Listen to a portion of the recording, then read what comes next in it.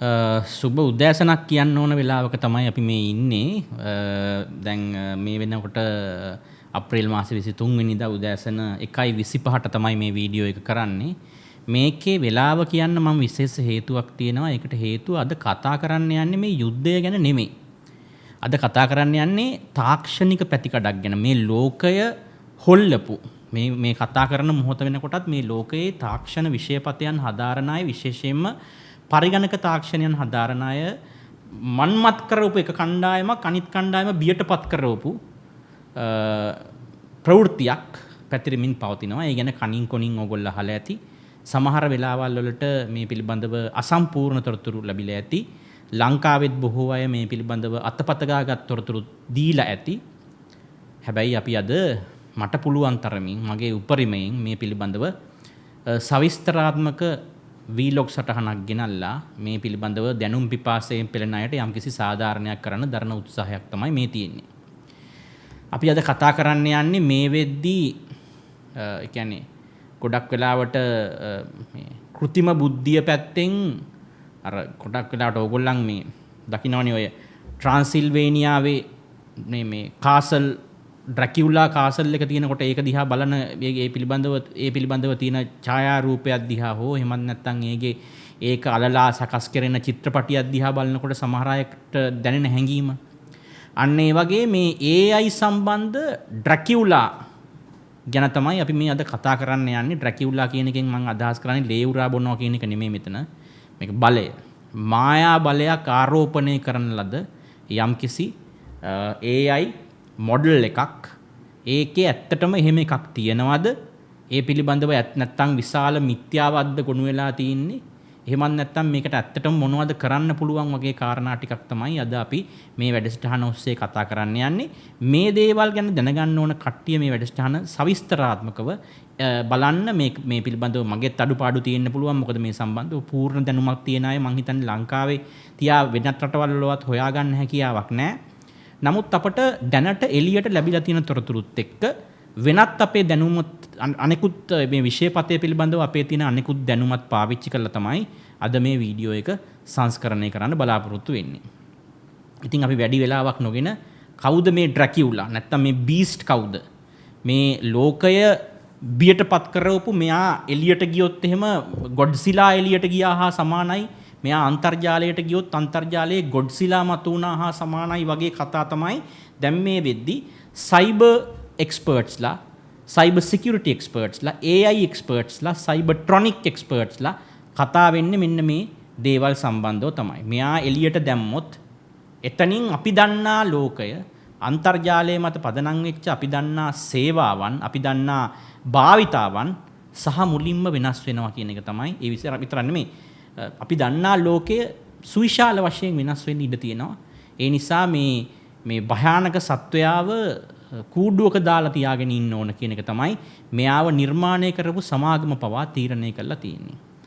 ඇන්ත්‍රොපික් සමාගමේ Claude තමයි ඕගොල්ලන් දන්න. ඕගොල්ලන් නිරන්තරයෙන්ම හුරු පුරුදු කෘතිම බුද්ධික පරාසය නැත්තම් AI මොඩල් එක, AI මොඩල් බ්‍රෑන්ඩ් එක මෙයාගෙනම මේ අපි දැන් කතා කරන්න යන්නේ ඇන්ත්‍රොපික් මිතොස් ගැන. මේ නම ඇහෙනකොට ඇඟේ මයිල් කෙලින් වෙන තත්ත්වයක් තමයි මේ ලෝකේ පුරා විශේෂඥයන්ගේ මේ වෙනකොට තියෙන්නේ. ඉතින් ඇයි මෙයාට මේ තරම් බය වෙන්නේ? අපි මේ ගැන පොඩ්ඩක් කතා කරමු. එතකොට දැන් මේ ගොඩක් වෙලාවට මේ මිතොස් කියන මේ මොඩල් එක පිළිබඳව මේ මොඩල් එකේ පිටිපස්සේ තියෙන කතාව සෑහෙන අභිරහසක් හැටියටත් අදටත් ලෝකයේ තියෙනවා. හැබැයි මේ අභිරහස යම් තාක් දුරකට හෙළිදරව් කරගත්තේ මේක එළියට දාන්න මේක රිලීස් කරන්න. ඒ රිලීස් කරන්න කලින් මේ සම්බන්ධව මේ මොඩල් එක සම්බන්ධව ඩිමොන්ස්ට්‍රේෂන් එකක් කරන්න සකස් කරලා තිබිච්ච ලියකියවිලි වගේක් අනවසරයෙන් යම් පිරිසක් කියවන ලද පිරිස කවුද කියන එක අපි කියන්න දන්නේ නැහැ. නමුත් යම් පිරිසක් කියවලා මෙහෙම කෙනෙක් එන්න ඉන්නවා මේ අනෙකුත් AI මොඩල්ස් අතර මෙයා මහා බලසම්පන්න මොඩල් එකක්. මෙහෙම එකක් අපි කවදාවත් දැකලත් නැහැ. මේ ඩිස්ක්‍රිප්ෂන් එක දැක්කම අපේ ඇඟ වෙවුලලා යනවා. අනිත් AI මොඩල්ස් අතරේ ඒවා ගෝනුස්සෝ කියලා හඳුන්වනවා නම් මේ ඉන්නේ නාගරාජයෙක් කියලා පෙන්වන්න අවශ්‍ය කරන තොරතුරු ටිකක් ලෝක මට්ටමින් නිදහස් වුණා. ඒ නිදහස් වීමත් සමග ඇන්ත්‍රොපික් සමාගම යම් තාක් දුරකට මෙන්න මේ කියන මොඩල් එකට කරන්න පුළුවන් දේවල් වල විභවය ලෝකයට පෙන්눔 කරා. ඒ පෙන්눔 කරන්න ඒ විභවයේ එළියට දාන්නේ ඒක පෙළගස්වද්දී ඒගොල්ලන්ට තේරුණා මෙයා ජනගත කරන්න ඕන නෑ කීයටවත් ජනගත කරොත් මේ අපි දන්නා සයිබර් ශිෂ්ටාචාරය අප දන්නා පරිද්දෙන් as we know it අවසන් වෙන්න ඉඩකඩ තියෙනවා කියන එක. ඒ නිසා මෙයාව මොකක්ද ඒකට කියන්නේ වීදුරු තටුවක් පිටුපස සංගවා තබන ලද වීදුරු පෙට්ටියක් පිටුපස සංගවා තබන ලද තත්ත්වයක් තමයි අද අපි දකින්නේ. මිතොස් ගේ තරම ගැන පොඩ්ඩක් පැහැදිලි කරොත් මේ ඇන්ත්‍රොපික් සමාගම විසින් එළියට දාපු හොඳම මොඩල් වලින් එකක් වෙන OPUS 4.6 කියන මොඩල් එක USAMO 2026 කියන මැතමැටිකල් ඔලිම්පියාඩ් එකේදී සමාවෙන්න 2025 USAMO මැතමැටිකල් ඔලිම්පියාඩ් එකේදී OPUS 4.6 කියන මොඩල් එක ඒ වෙනුවෙන් ලබාගත් ලකුණු සංඛ්‍යාවට වඩා ලකුණු 31ක් වැඩිපුර මිතෝස් ලබාගෙන තියෙනවා. මේක අපි මෙහෙම නිකන් කිව්වට ඔලිම්පියාඩ් එකක 31 points වලින් ඉස්සරහින් ඉන්නවා කියන්නේ ලේසි සෙල්ලමක් නෙමෙයි. ඒක මහ විශාල පිම්මක්. පැරඩයිම් shift එකක් පැන්න කියලා තමයි මේ සම්බන්ධ කට්ටිය කියන්නේ. OPUS 4.6 කනෙක්ට් කරලා USAMO මැතමැටිකල් ඔලිම්පියාඩ් එකට එයාව සිට් කරාම එයා විසින් ලබා ගන්නා ලද ලකුණු ප්‍රමාණයට වඩා මිතොස් වාඩි වුණාට පස්සේ ලකුණු 31ක් වැඩිපුර ලබාගෙන තියෙනවා.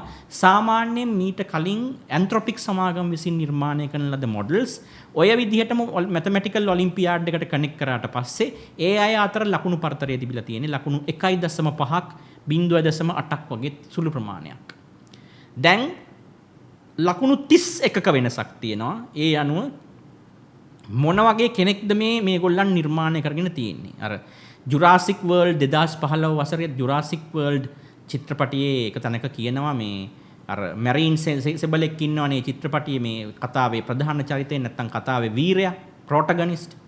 එයා කියනවා අර මොන ඉන්ඩොමිනස් රෙක්ස් කියන ඩයිනෝසරයා පිළිබඳව මේ අත්දැකීම ලබා ගත්තට පස්සේ ඔහුගෙන් යාන්තම් ගැලවුණාට පස්සේම සත්වයාගෙන් ඔහු ඇවිල්ලා කියනවා I wonder what kind of dinosaur did they cook inside their laboratories කියලා. ඔවුන්ගේ විද්‍යාගාරය ඇතුලේ මොන වගේ ඩයිනෝසරයෙක්ද ඔවුන් මේ නිර්මාණය කරගෙන තියෙන කියලා. කුක් කියන්නේ ඉතින් අර මේක තාපගතික ක්‍රියාවලියක් හරහානේ මේ බිත්තර ඇති කරන සංසේචනය කරන්නේ. ඒ නිසා what kind of dinosaur did they cook inside their laboratories කියලා කියනවා. මේ වගේ මේ මිතොස් ගැන කතා කරන ගොඩක් forums වලදී අපි දැනට දකින දෙයක් තමයි what kind of an AI model did they cook කියලා තමයි කට්ටිය කතා කරන්නේ. අර ටෝන් එකෙන්මයි කතා කරන්නේ. ඒ අනුව බොහෝ දිනාට දැනට දැනගන්න ලැබෙන මේ සුළු තොරතුරු ටික අනුව තේරුම් ගන්න පුළුවන් ඉන්ඩොමිනස් රෙක්ස් වර්ගයේ මොඩල් එකක් තමයි මේ හදාගෙන ඉන්නේ කියන එක. ඒ කියන්නේ අනෙක් මෙතෙක්කල් අපදුටු අනෙක් සියලුම AI මොඩල් සියලුම සමාගම් ප්‍රධාන 4ක් තියෙනවානේ මේ ලෝකේ. අපි චීනය පැත්තෙන් ගත්තොත් DeepSeek කියන එක පොඩ්ඩකට පැත්තකින් තියුවොත් එක්සත් ජනපදයේ කේන්ද්‍රගත කරගෙන ඕගොල්ලන් හැමෝම පාවිච්චි කරන පොදුවේ දන්නා කියන නම් 4ක් ප්‍රධාන වශයෙන් තියෙනවා. එකක් තමයි XAI විසින් ඉදිරිපත් කරන ලබන Grok, Google Gemini, OpenAI ChatGPT සහ Anthropic Claude. අපි නිරන්තරයෙන්ම භාවිතාවට ගන්න මෙන්න මේ 4 දෙනා මේගොල්ලන් බහුකාර්යයි. මේගොල්ලන්ට පුළුවන්කම තියෙනවා වීඩියෝ නිෂ්පාදනය කරන්න, මේගොල්ලන්ට පුළුවන්කම තියෙනවා ඉමේජස් හදන්න, ෆ්ලෝ එකක් හැටියට ඉමේජස් හදන්න, නැත්නම් ස්පෙસિෆික් ඉමේජස් හදන්න පුළුවන්. මේගොල්ලන්ට පුළුවන් වෙනම ක්ලස්ටර්ස් ට්‍රේන් කරන්න, වෙනම ඒජන්ට්ස්ලා ට්‍රේන් කරන්න. අපි Grok එකේ ඒජන්ට්ස්ලා දකිනවා. එතකොට ChatGPT එකේ GPTs අපිට එස්ටැබ්ලිෂ් කරන්න පුළුවන්.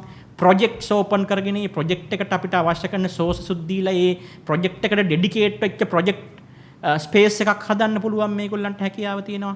ඊළඟට නෝට්බුක් LM වගේ තවත් අර කවචයේ පරිබාහිර Google එකේ කවච පරිබාහිර සේවාවන් අරන් බැලුවොත් ඒවට අපි දන්නා සියලුම ගණයේ PDF අප්ලෝඩ් කරලා තව එළියෙනුත් තොරතුරු ඉන්ටර්නෙට් එකකිනුත් හොයාගෙන ඒ ඔක්කොම සම්පින්ඩණය කරලා අපට ඉන්ෆෝග්‍රැෆික් එකේ ඉඳලා ස්ලයිඩ් සෙට් එකේ ඉඳලා වීඩියෝ එකක් ඊට අමතරව අවශ්‍ය නම් පොඩ්කාස්ට් එකක් වුණත් හදන්න හැකියාව තියෙනවා.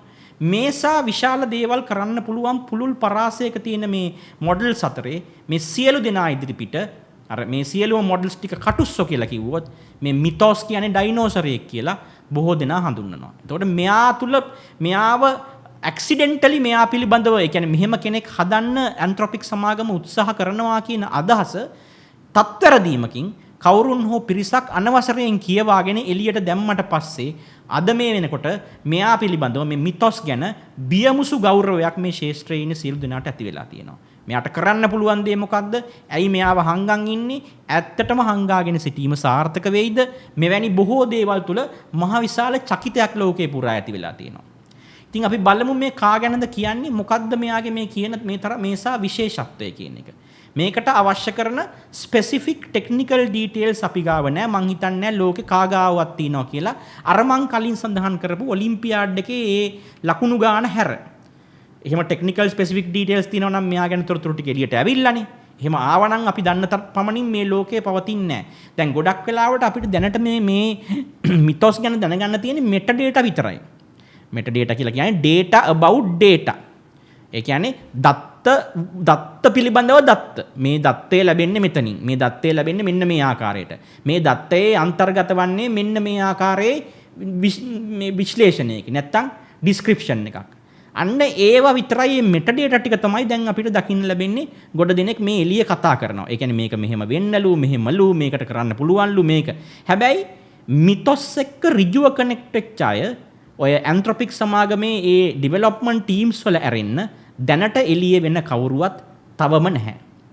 ලෝකයට මේක සමාගම් වලට දෙන්න බලාපොරොත්තු වෙන්නේ කවරයක් දාලා ඒ කවරේ පිටිපස්සේ හංගලා. ඒකත් මහ ජනතාවට විවෘත කරන්නේ නැහැ කියලා කියනවා. ඒතර මේ සමස්තය ඇතුලේ අපි දකිනවා තමන්ගේ නිෂ්පාදනයට තමන්ම බය වී සිටින ඇන්ත්‍රොපික් සමාගම.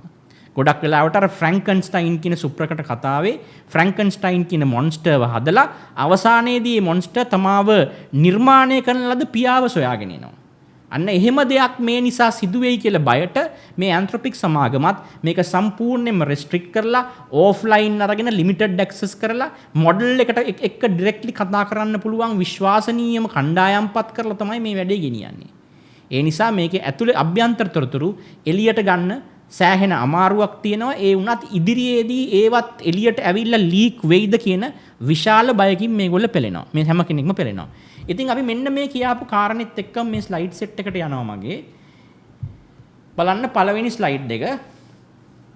මම මේක ආනුභවික වශයෙන් තමයි ක්ලෝඩ් මිතොස් හඳුන්වා දෙන්නේ. මොකද ඇත්තටම කිව්වොත් මෙවැනි මහත් දැවැන්ත නිර්මාණ පිළිබඳව යම්කිසි අපේ හිතවල තියෙන චකිතය තමයි මෙතනින් පෙන්눔 කරන්නේ ගොඩක් වෙලාවට. මේ මිතොස් කියලා කියන්නේ ඇත්තටම සුපර් බ්‍රේන් එකක් නෙමෙයි. නමුත් සුපර් කැපැසිටි තියෙන කෙනෙක්. Super capacity, super refined capacity කියලා අපි කියනවා. හරි. සුපර් රිෆයින්ඩ් කැපැසිටි තියෙන කෙනෙක් තමයි මේ මිතොස් කියලා කියන්නේ. එයාට පුළුවන් මෙතෙක්කල් මිනිස් වර්ගයා තමන් විසින් භාවිතා කරන ලද මෘදුකාංග කියන්නේ software application, software platforms, websites පිළිබඳව මෙතෙක්කල් මිනිසා සොයා නොගත් vulnerability points. එහෙම නැත්නම් දුර්වල ස්ථාන හඳුන්වා දීමේ හැකියාව තියෙනවා. ඊට අමතරව මෙයාව ට්‍රේන් කරලා තියෙන වොලියුම් එක කොයිතරම් සූක්ෂමද, කොයිතරම් ලොජිකල්ද කියන amazing logic එකක් මේකේ තියෙනවා කියලා කියනවා. මේ data set මේගොල්ලන්ව ට්‍රේන් කරන මහා විශාල වෙනස්කම් වලින් සමන්විතයි කියලා කියන්න අමාරුයි. නමුත් තියෙන්නේ දැන් මෙතන logical application එක. logical input එක, logically treat කරපු output එක අරවට වඩා ගොඩක් advanced level එකක තිබීම නිසා මේක ඊටාම බිය උපදවන සුළු මට්ටමේ එකක් කියලා කියනවා. දැන් මේ මිතොස් කියන්නේ කවුද? අපි බලමු පොඩ්ඩක් මෙයා සම්බන්ධව තොරතුරු ටිකක්. ඉස්සෙල්ලා මම කැමති මෙන්න මේ මිතොස් ගැන කතා කරන්න පෙර මෙන්න මේ capabilities ටිකක් බලන්න මේකේ. හරි. මේකේ මේ ඔබට පේනවා මෙන්න මේ expert coder. එහෙම නැත්නම් මේකේ sleek neural network passing complex software architecture. sleek neural network passing complex software architecture. ගොඩක් වෙලාවල් වලට තොරතුරු විශ්ලේෂණය කළා, අලුතින් දැනුම නිෂ්පාදනය කරලා, ඒ තොරතුරු වලට ගලපලා, ඒ කිව යුතු ඒ ප්‍රකාශමානයන් අලුතින් නිර්මාණය කරගෙන, ඒවයි පැරාමීටර්ස් තමන්ම හදාගෙන සීමාමායින් ඊටාම සංකීර්ණ වූ මේ අවුට්පුට් එකක් දෙන්න ඊටාම සංකීර්ණ වෙච්ච කෝඩින් වගේ ෆන්ක්ෂනැලිටිස් උත් කරන්න අවශ්‍ය කරන ඊටාම ෂාප් ඉහළම ලෙවල් එකට ෆයින් ටියුන් කරපු රිසෝසස් සෑහෙන දාලා සෑහෙන ලොකු ඉන්වෙස්ට්මන්ට් එකකින් ෆයින් ටියුන් කරපු නියුරල් නෙට්වර්ක් එකක් මෙයාට තියෙනවා. ඒ වගේම මෙයාට සයිබර් සිකියුරිටි පැත්තෙන් බග් හන්ටර් කෙනෙක් හැටියට වැඩ කරන්නත් පුළුවන්. එතකොට ඒජන්ටික් AI නැත්තම් යම්කිසි පරිසරයකට මුදා හරින ලද කෘතිම බුද්ධියේ යම් ඒජන්තමය කොටසක් විසින් යම් සේවාවන් කර දෙනවා. අන්න ඒක තමයි මේ ඒජන්ටික් AI කියලා කියන්නේ.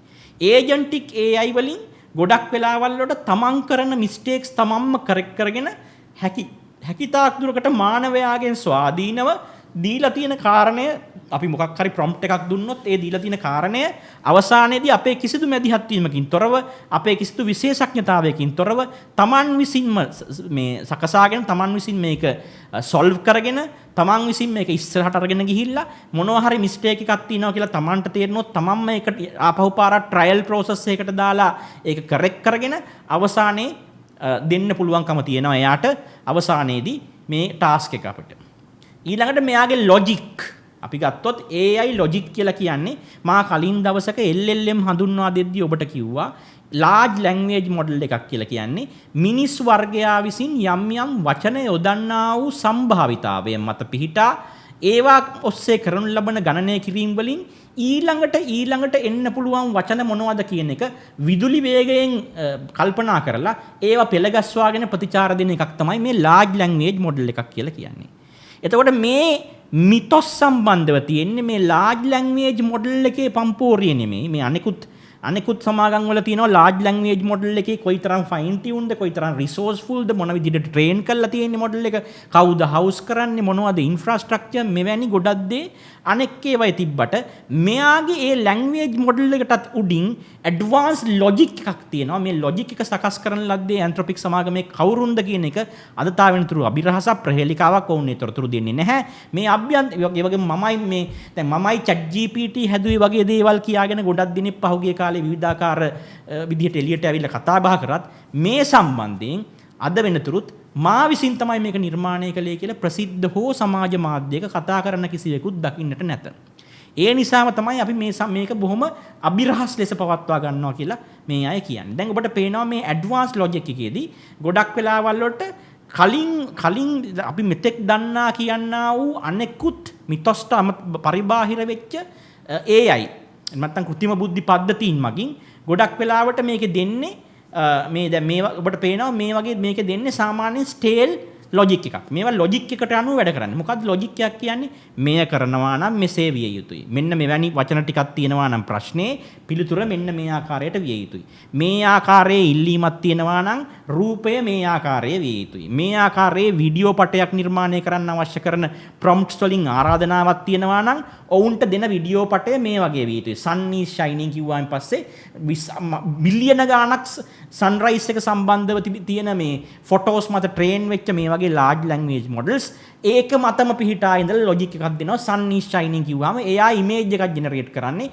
එයාට ෆීඩ් කරලා තියෙනා වූ දත්ත සියල්ලම කල්පනා කරලා ඒ සියල්ල ස්කෑන් කරලා ඒව සම්පින්ඩණය කරගෙන සම්පින්ඩණය තමයි ඉදිරිපත් කරන්නේ ඔබට ඉමේජ් එකක් හැටියට. දැන් මෙවැනි මොඩල්ස් ගොඩක් අතරේ මෙයාගේ ලොජික් එක බොහොම ඇඩ්වාන්ස්. මොකද මෙයාගේ තියෙන්නේ මේකට කියනවා අපි සර්කිට්‍රි ලොජික් නැත්නම් අර ඔයගොල්ලන් දකිනවනේ ඔය ට්‍රුත් ටේබල් කියලා තියෙනවා. අන්නේ ට්‍රුත් ටේබල් වලින් එක්ස්ට්‍රැක්ට් කරගත්ත පියවරක් ඇතුව තමයි මෙයාගේ මේ ඇඩ්වාන්ස් ලොජික් එක තියෙනවා කියලා කියන්නේ.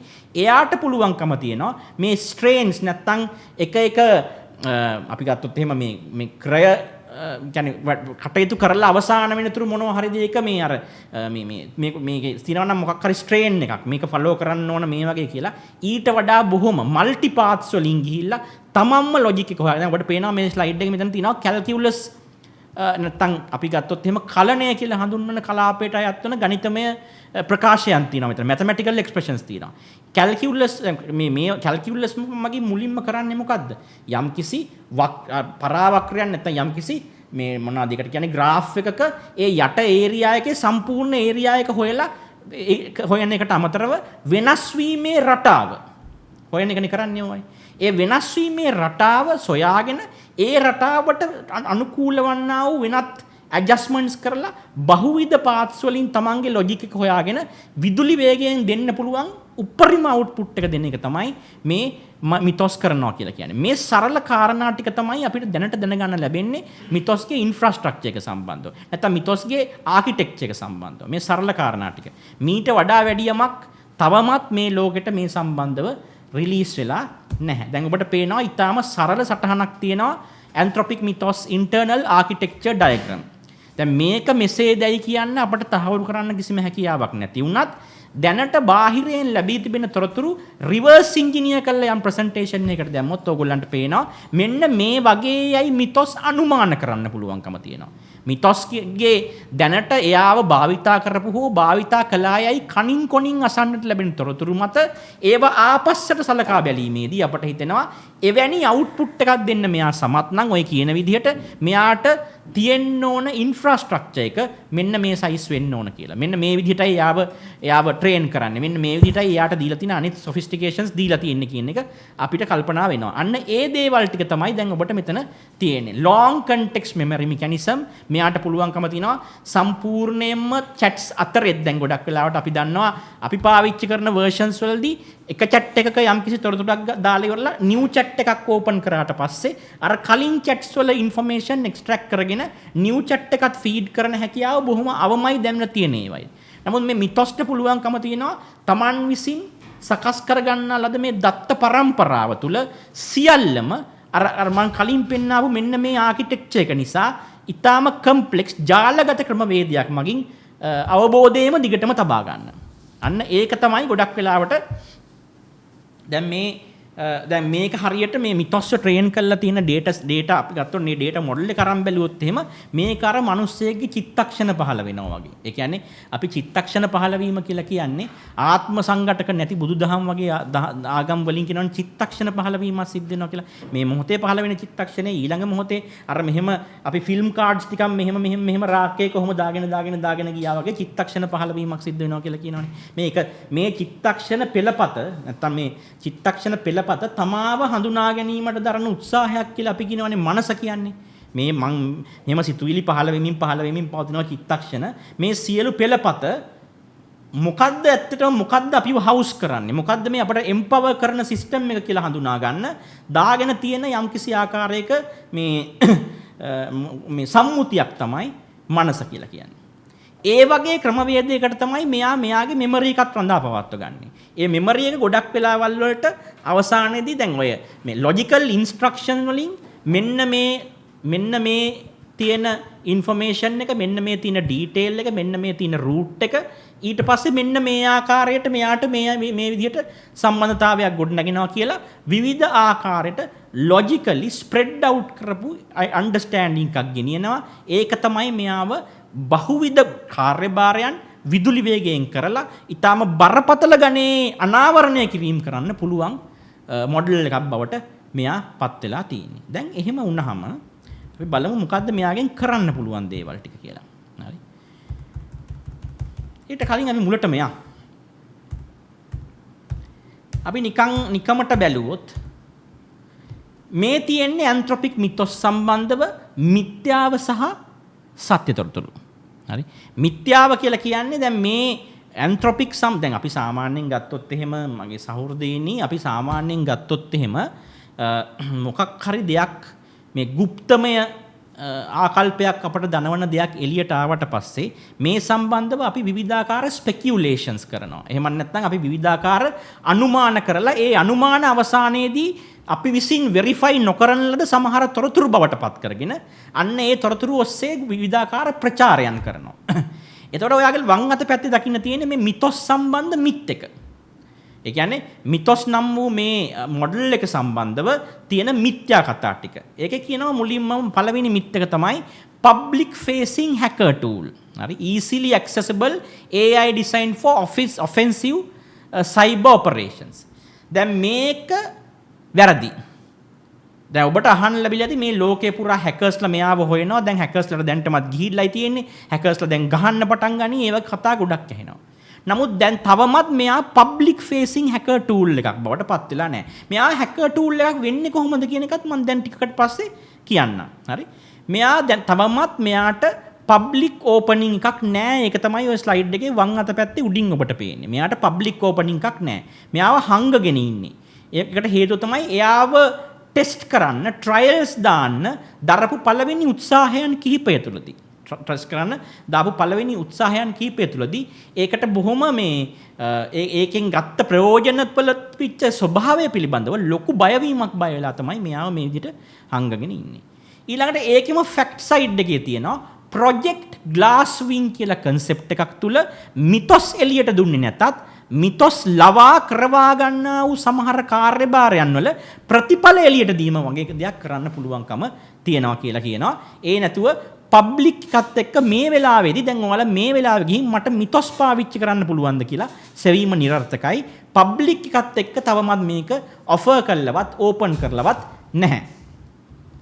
ඊළඟට දෙවනි තැන මිට්ටු intentionally built for cyber warfare. දැන් සමහරු කියනවා මේ මිතොස් වගේ ලොකු කියන්නේ මේ මහා මේ සමස්ත මේ පරිගණක ආඛ්‍යානයේම තොරතුරු තාක්ෂණ ආඛ්‍යානයේම සොලවන මේ මහා භයානක රාක්ෂසයෙක් වගේ පෙන්වන්න හදන මේ මිතොස්ට මෙයාව හදලා තියෙන සමහර අය කියනවා මේ සයිබර් වෝෆෙයා. නැත්තම් අපි ගත්තොත් එහෙම දැන් යුද්ධයේ දිගහැරෙන තවත් අවකාශයක් නේ සයිබර් අවකාශය.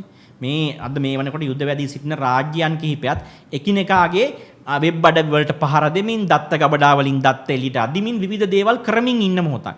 ඒ වත්මන් යුද්ධයේදී භෞතික යුද්ධයට අමතරව සයිබර් යුද්ධයකුත් යනවා. සමහරු කියනවා මේ මිතොස්ව ට්‍රේන් කරේ අන්න ඒ වගේ දෙයකට කියලා. ඒක නෙමෙයි ඇත්ත කතාව. මිතොස් කියන මෙන්න මේ මොඩල් එක මෙච්චර පවර්ෆුල් මොඩල් එකක් කරන්න ඇන්ත්‍රොපික් ලගේ හිතුන් හිතකවත් තිබුණේ නැහැ. නමුත් ඒගොල්ලන් ඒ කියන්නේ ඒගොල්ලන්ගේ මේ ඒගොල්ලන් ගොඩක් වෙලාවට කරපු අභ්‍යාස ඇඩ්වාන්ස් ලොජික්ස් දාලා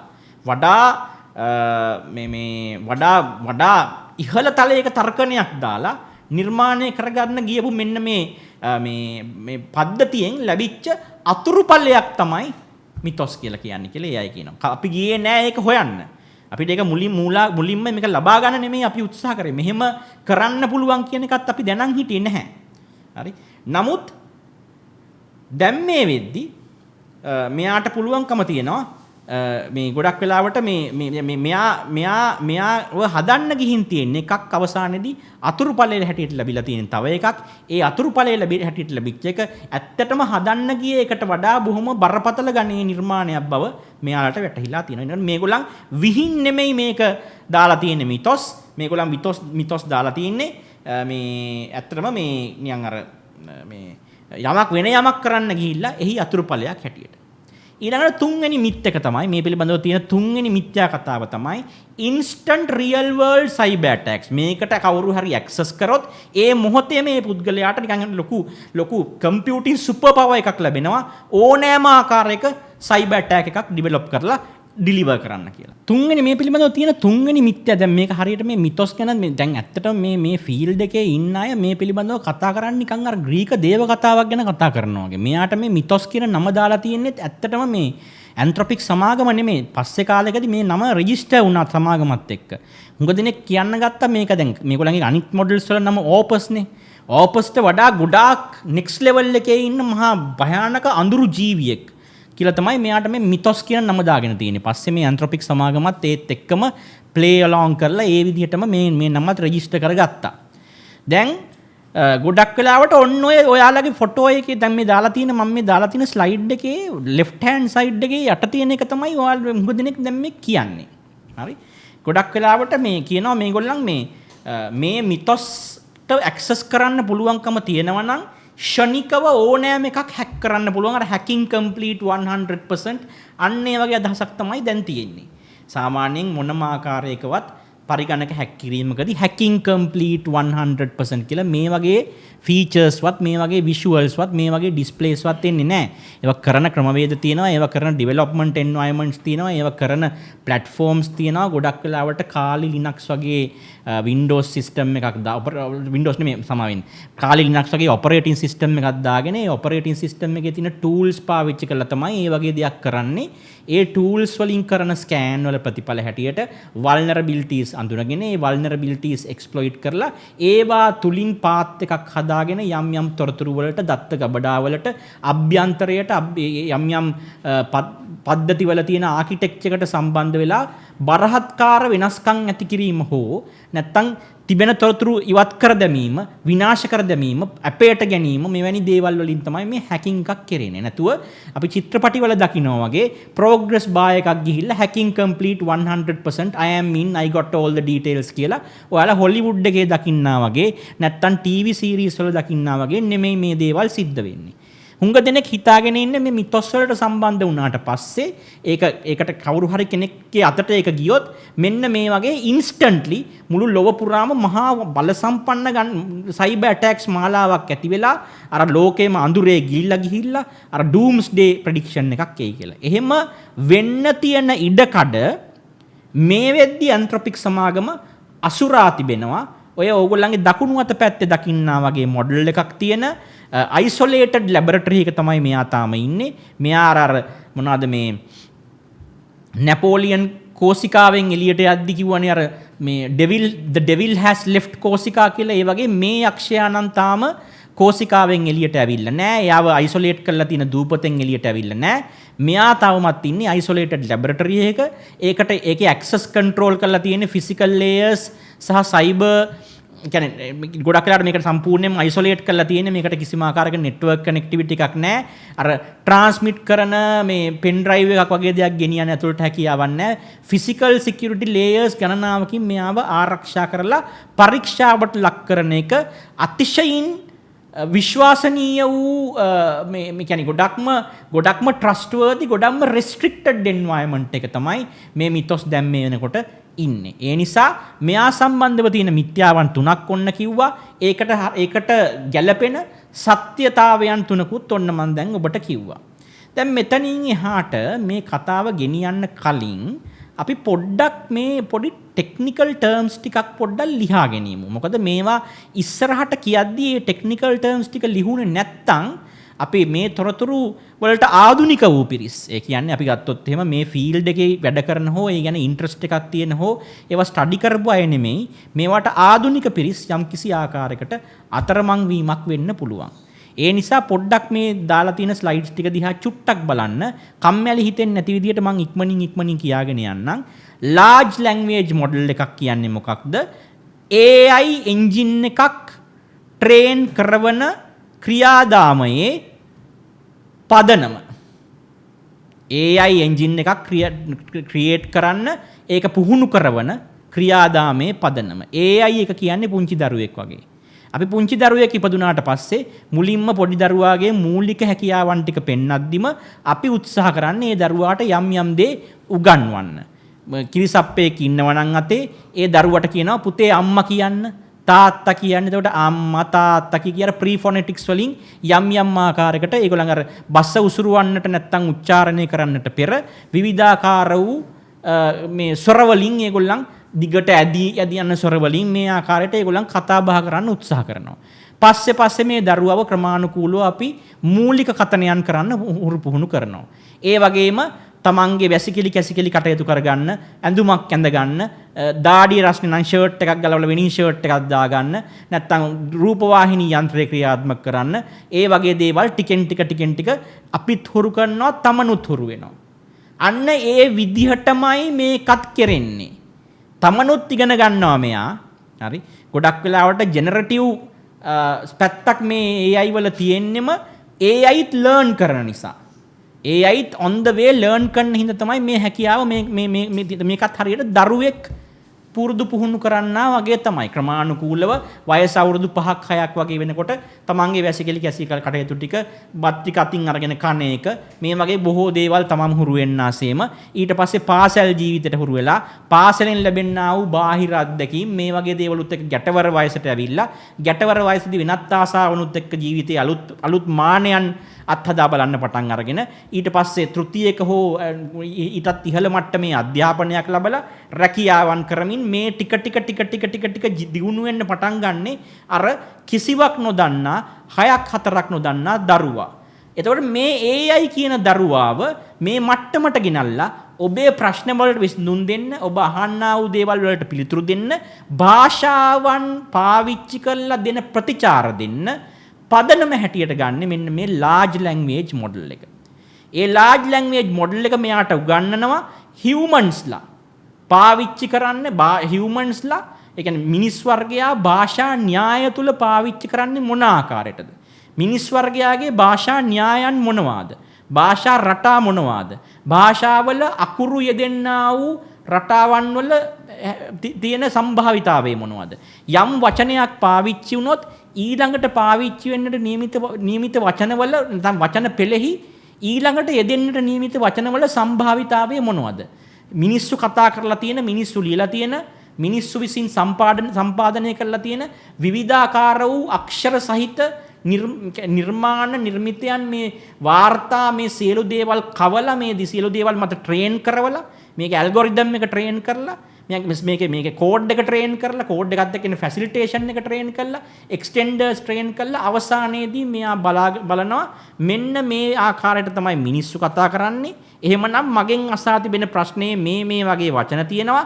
ඒ වචන වලට ඊළඟට උත්තර ලැබෙන්න වැඩිම සම්භාවිතාවය මිනිස්සුන්ගේ කතනය තුල තියෙන්නේ මොනවද? අන්න ඒක මාත් පාවිච්චි කරනවා කියලා මෙයා මේ මූලික වශයෙන් මේ කරන වැඩ පිළිවෙල කරනවා. අන්න ඒකට තමයි මේ large language model එක පදනම හැටියට ගන්නෙ. ඊළඟට ගන්නවා අපි මෙන්න මේ වචනේ ඒජන්ටික් කියන එක. ඒජන්ටික් කියන එක මේකත් සෑහෙන්න ඔබට දැන් අහන්න ලැබෙනවා ඇති. ඒජන්ටික් AI ඒජන්ට් ඩෙවලොප්මන්ට් අරකයි මේකයි කියලා කෝසස් පවා තියෙනවා. හරි?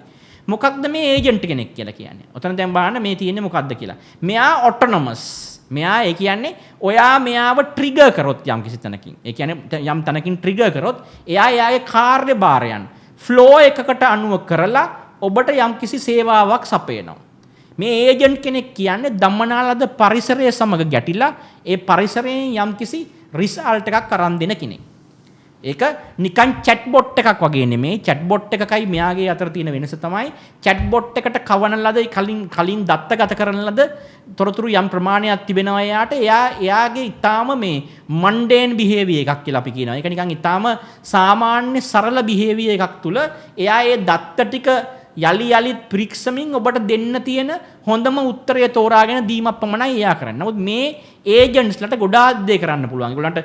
ඒගොල්ලන්ට වෙබ් සර්ච් කරන්න පුළුවන්. ඒගොල්ලන්ට ගිහිල්ලා රිසර්ච් කරන්න පුළුවන්. ඒගොල්ලන්ට ඉමේජස් ජෙනරේට් කරන්න පුළුවන්. ඒගොල්ලන්ට වීඩියෝ ජෙනරේට් කරන්න පුළුවන්. ඔයා ඒ ඒජන්ට් සකස් කරන ආකාරයට ඒජන්ට් ෆෝකස් කරන්න කියලා තියෙන ප්‍රවීණතාවයන්ට අනුකූලව ඒජන්ට් ඔයාට අවශ්‍ය කරන තොරතුරු ටික ලබා දෙනවා. එතකොට ඒජන්ටික් කියලා කියන්නේ අන්න ඒ පැත්ත. ඊළඟට long context memory මම දැන් කලිනුත් කිව්වා කලින් ස්ලයිඩ් එකේදී long context memory the capacity to remember and cross reference tens of thousands of pages of code simultaneously to connect distance microscopic clues. මේ වචන ටිකට බය වෙන්න එපා. මෙන්න මේ රූපය දිහා ආයි පාරක් බලන්න. ඔබට පේනවා මේ වචන ටිකට බය වෙන්නේ නැතුව මෙන්න මේ මම පෙන්වන්නේ යන රූපේ දිහා පොඩ්ඩක් ආයි පාරක් බලන්න. මෙන්න මේ වගේ ලොජිකලි තනි පාත් එකක් නෙමෙයි මෙයාට දීලා තියෙන්නේ. එකකට එකක් නෙට්වර්ක් එකක් හැටියට ඔයාලට පේනවා මේ විදිහට කනෙක්ට් වෙච්ච දැන් ස්ක්වයර් එකක් අයිඩෙන්ටිෆයි කරනවා. මේ ෂේප් එක අයිඩෙන්ටිෆයි කරනවා. මෙතන පල්ලෙහා හෙක්සගන් එකක් වගේ තියෙනවා. ඒකෙන් මෙතන ආපහු ස්ක්වයර් එකකට ප්ලග් වෙනවා. මේ විදිහට ඒ අතරේ ගණිතයක් තියෙනවා. දැන් මේ පොඩි පැතිකඩක් විතරයි මේක. අවසාන සොලියුෂන් එකට යන්න කලින් බොහෝ විද බහුමානයන් ඔස්සේ ඒවාත් එකිනෙකට ජාලගත වෙච්ච සංකීර්ණ අත්දැකීම් සමුදායක් මගින් මෙයා තොරතුරු ඉදිරිපත් කරනවා. ඒක නිසා මේකට long context memory කියලා කියනවා. මේ context ගණනාවක් එක context එකක් දිග වෙන්න පුළුවන් context ගණනාවකින් තමයි මේ තොරතුරු ඊළඟට zero day flow කියලා මම මේ කරගෙන යන්නේ ඕගොල්ලන්ට පොඩි ග්ලොසරි එකක් හදලා දෙනවා මේ කතාවේ මෙතනින් ඉදිරියට කියන්න කලින්. zero day flow එකක් කියලා කියන්නේ යම්කිසි පද්ධතියක් නිර්මාණය කරනකොට යම්කිසි සිස්ටම් එකක් නිර්මාණය කරනකොට ඒ සිස්ටම් කෝඩ් එකේ ඔබ නොදකින හෝ ඔබගේ ඒවා ඩීබග් කරන ඒවයි සයිබර් සිකියුරිටි ඇනලයිස් කරන කණ්ඩායම් කිසිවෙකුටත් හඳුනා ගන්නට නොහැකි වෙච්ච බරපතල ගණේ අඩුපාඩුවක් තියෙනවා නම් අන්නේ අඩුපාඩුව තමයි අපි zero day flow එකක් කියලා කියන්නේ. zero day vulnerability කියලා කියන්නේ යම්කිසි ආකාරයකට මේ අඩුපාඩුව දැන් මේ වෙද්දි දැන් මේ කතා කරන වෙලාවෙදිම මේක හඳුනාගත්ත ප්‍රහාරකයෙක් ඔබට ප්‍රහාරයක් දෙමින් සිටිනවා නම් අන්න ඒක zero day එකක්. ඒකට හේතුව තමයි ඔයාලට එක දවසක්වත් ගන්න බෑ ඒකට ප්‍රතිචාරයක් දක්වන්න. zero day කියන එකේ තේරුම අන්න ඒකයි. එක දවසක්වත් ගන්න බෑ ඒක ඉමීඩියට්ලි ඔයාලට ඒකට දෙන්න ඕන රෙස්පොන්ස් එකක්. ඒක තමයි zero day flow එකක් කියන්නේ. exploit එකක් කියලා කියන්නේ දැන් ඔයගොල්ලන්ගේ API keys තියෙනවනේ. සමහර කට්ටිය ඊටාම මුග්ධ විදියට API key එකේ ෆොටෝ එකක් ගහලා මේක අප්ලෝඩ් කරනවා. මේ දැන් ගොඩක් වෙලාවට දැන් අපි දැන් ගොඩක් දකින්න ඔය ස්ක්‍රිප්ට් කිඩීස්ලා කියලා අපි හඳුන්වන මූලික වශයෙන් ආධුනිකව මේ වගේ වැඩවලට සම්බන්ධ වෙන කණ්ඩායම් මම කියන්නේ මේ සයිබර් සිකියුරිටි පැත්ත විතරක් නෙමෙයි ඩෙවලොප්මන්ට් ප්‍රෝග්‍රෑමින් පැත්තට සම්බන්ධ වෙන අය මේගොල්ලෝ මොකද කරන්නේ ගිහිල්ලා API දැන් අපි කියමු GitHub ගියා. GitHub එකේ මේගොල්ලන් පටන් ගත්ත රිපොසිටරි එකක්. ඒ රිපොසිටරි එකත් එක්ක මේගොල්ලන් API එකක් ජෙනරේට් කරා මොකක් හරි. ඒ ජෙනරේට් කරපු API එකේ ස්ක්‍රීන්ෂොට් එකක් අරන් ගිහින් දානවා Gemini හරි ChatGPT හරි කොහේ හරි. පස්සේ දවසක කවදා හරි දවසක ට්‍රේනින් පර්පසස් වලට data sampling කරන මිනිස්සෙකුට මේ සමාගම් වල නිරත වෙලා මේ සේවයේ දෙන මිනිස්සෙකුට ඕගොල්ලන්ගේ API key එක හම්බුනොත් එහෙම එයාට පුළුවන් මේ API key එක පාවිච්චි කරලා මොකක් හරි මේ විනාශකාරී වැඩක් වුණත් කරන්න. ඊට පස්සේ මොකද වෙන්නේ? ඒ API key එක මත තමයි මෙයා not safe for work මොකක් හරි විනාශකාරී වැඩක් නිර්මාණය කළේ කියලා NSFW content එකක් හරි නැත්නම් harmful නැත්නම් attacking මොකක් හරි මේ නිර්මාණයක් කළොත් එහෙම සාමාන්‍යයෙන් Google වගේ සමාගම් වල තියෙන autonomous defender systems අර API key එක trace කරගෙන ආපස්සට ඇවිල්ලා ඕගොල්ලන් ගාව නවතින්න පුළුවන්. මෙවැනි ගොඩාක් දේවල් තියෙනවා. හරි මේ එක්ස්ප්ලොයිට් කියන්නේ අන්න ඒ වගේ අතට එන්නා වූ අවස්ථාවක් උපයෝගී කරගෙන ප්‍රහාරකයා ප්‍රහාරය දියත් කරලා තව ඉදිරියට යන එක. හරි. දැන් මේ තමයි මේ ප්‍රධාන වශයෙන් මේ වචන ටික. දැන් මේ මෙතනක් තියෙනවා zero day කියලා කියන්නේ vulnerability that is unknown to the vendor. මේක නිර්මාණය කරන්න ලබන තැනත්තා දන්නේ නැති එකක්. ඊළඟට lateral movement එකක් කියලා කියන්නේ පරිගණක පද්ධතියකට පහර දෙද්දී පරිගණක පතයෙන් පතේට වහාම තමන්ගේ attention එක සහ attack එක වෙනස් කරමින් කරන ප්‍රහාරයක්. hot patch එකක් කියන්නේ යම්කිසි ආකාරයකට මේ මොහොතේ run කරන මේ මොහොතේ manage කරන running system එකක්. මේ මොහොතේ ක්‍රියාවේ යෙදමින් පවතින system එකක් වසා දමන්නේ නැතුව හරි ඒක shut down කරන්නේ නැතුව බූට් කළා ඒක රන් වෙන අතරෙම යම්කිසි ආකාරයක දුර්වලතාවයක් එහි හඳුනාගත්තොත් ඒ වසා දාන පැච් එක ගෙනත් දාන එක තමයි hot patch එකක් කියලා කියන්නේ. agentic workflow එක ගැන අපි දැන් කිව්වා. ඊළඟට advanced persistent threat එකක් කියන්නේ කාලාන්තරයක් තිස්සේ හොඳට ටාගට් කළා ටාගට් වෙච්ච යම්කිසි සයිට් එකකට හරි database එකකට හරි මොකක් හරි පෞද්ගලික තොරතුරු ගබඩාවකට හරි නැත්නම් මේ cloud space එකකට හරි ලොකු ඇටැක් එකක් ලොන්ච් කරන එක මේ ගොඩක් වෙලාවට ඔයගොල්ලන් දකිනවා CIA වෙබ්සයිට් එක හැක් වෙනවා. Chinese website උත් හැක් වෙලා තියෙනවා. මේ රජයන්ට සම්බන්ධ හමුදාවන්ට සම්බන්ධ ආරක්ෂක අංශවලට සම්බන්ධ පද්ධතීන් හැක් වෙලා තියෙනවා.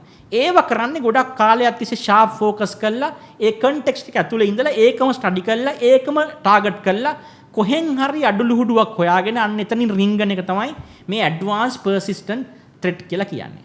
එතකොට දැන් මම මේ ටික ඔයාලට කියන්නේ ඇයි? දැන් මෙතන කම්මැලි නම් මේක නවත්තන්න එපා.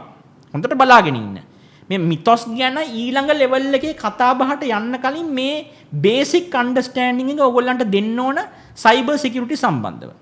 ඒ නිසා තමයි මම මේ ටික කියන්නේ. දැන් මේ තියෙන්නේ ඇටැක් චේන් එකක්. සාමාන්‍යයෙන් අපි ඇටැක් එකක් දෙනව නම් දෙන්නේ මෙන්න මේ විදිහට. හරි සයිබර් ඇටැක් එකක් දෙනව නම් දෙන්නේ මෙන්න මේ. පළවෙනි ස්ටෙප් එක රෙකොනයිසන්ස්. අපි යුද්ධයකට ගියාට පස්සෙත් පළමුවෙන් කරන්නේ නිරීක්ෂණය කරන එක. පළවෙනි ස්ටෙප් එක රෙකොනයිසන්ස්. ඔයාලා මුලින්ම කරන්නේ ඇටැක් එකක් දෙන්න ඕන නම් යම්කිසි නෙට්වර්ක් එකකට නම් ගහන්නේ නෙට්වර්ක් එක ස්කෑන් කර වීක් පොයින්ට්ස් හොයනවා. නැත්තම් account එකක් නම් නැත්තම් email account එකක් නම් domain එකක් නම් information මේ මොන හරි තියෙන information card එකක් නම් නේද මොනවා හරි මේක දිගින් දිගටම scan කර මේකේ weaknesses හොයන එක තමයි reconnaissance නැත්තම් recce stage එකේදී කරන්නේ. මේකත් භෞතික ලෝකයේ කරන යුද්ධයක් වගේමයි. මුලින්ම භෞතික ලෝකයේ සතුරන්ට ප්‍රහාර දෙන්න කලින් ගිහිලා ගුවන් යානා මගින් ඩ්‍රෝන් එහෙම යවලා රෙකීකරණ එකනේ කරන්නේ. නියමුවන් රහිත යානා යවලා රෙකීකරණ එකනේ කරන්නේ. අන්න එක තමයි පළවෙනි ස්ටෙප් එක. දෙවෙනි ස්ටෙප් එක තමයි අර රෙකී ස්ටේජ් එකේදී ඕගොල්ලන් අඳුනා ගන්නා වූ වීක්නස් එක එක්ස්ප්ලොයිට් කරනවා. සෙකන්ඩ් ස්ටේජ් එක.